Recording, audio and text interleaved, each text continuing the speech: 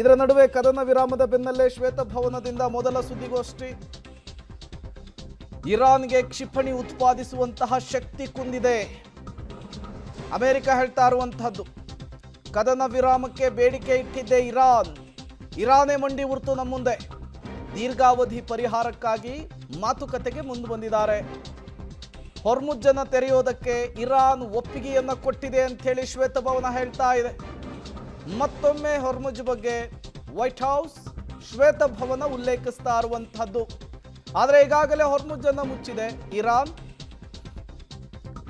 Lebanon ಮೇಲಿನ ದಾಳಿಯನ್ನ ಖಂಡಿಸಿ ಹೊರ್ಮುಜ್ಜನ್ನು ಬಂದ್ ಮಾಡಲಾಗಿದೆ ಎನ್ನುವಂತಹ ವಿಚಾರವನ್ನು ಕೂಡ ಪ್ರಸ್ತಾಪಿಸಿದೆ.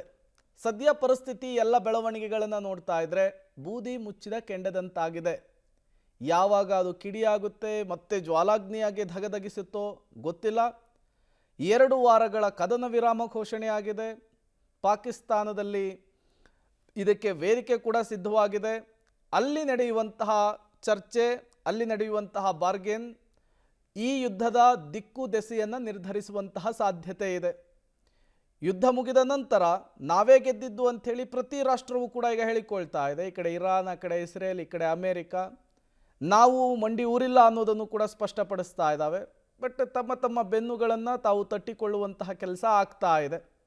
ಅದರ ನಡುವೆನೇ ಈಗ ಪರಿಸ್ಥಿತಿ ಸದ್ಯಕ್ಕೆ ಬೂದಿ ಮುಚ್ಚಿದ ಕೆಂಡದ ರೀತಿಯಲ್ಲಿ ಕಾಣಿಸ್ತಾ ಇದೆ. ಒಂದು ಕಡೆ ಶ್ವೇತಭವನದಿಂದ ಸುದ್ದಿಗೋಷ್ಠಿ, ಮತ್ತೊಂದು ಕಡೆ ಬೆಂಜಮಿನ್ ನೆತನ್ಯಾಹು ಇಸ್ರೇಲ್ನ ಪ್ರಧಾನಿಯವರಿಂದ ಸುದ್ದಿಗೋಷ್ಠಿ, ಮತ್ತೊಂದು ಕಡೆ ಈಗಾಗಲೇ ಮುಜ್ತಬಾ ಖಮೇನಿಯವರು ಹೇಳಿಕೆಯನ್ನು ಕೂಡ ರಿಲೀಸ್ ಮಾಡಿದ್ದಾರೆ ಸದ್ಯದ ಬೆಳವಣಿಗೆಗಳ ಕುರಿತು. ಇದು ಮುಂದೆ ಹೇಗೆ ಸಾಗುತ್ತೆ ಅನ್ನೋದನ್ನು ಕಾದು ನೋಡಬೇಕಿದೆ. ಈ ಯುದ್ಧದಿಂದ ಒಟ್ಟು 95 ದೇಶಗಳು ನಲುಗಿ ಹೋಗಿದ್ದು.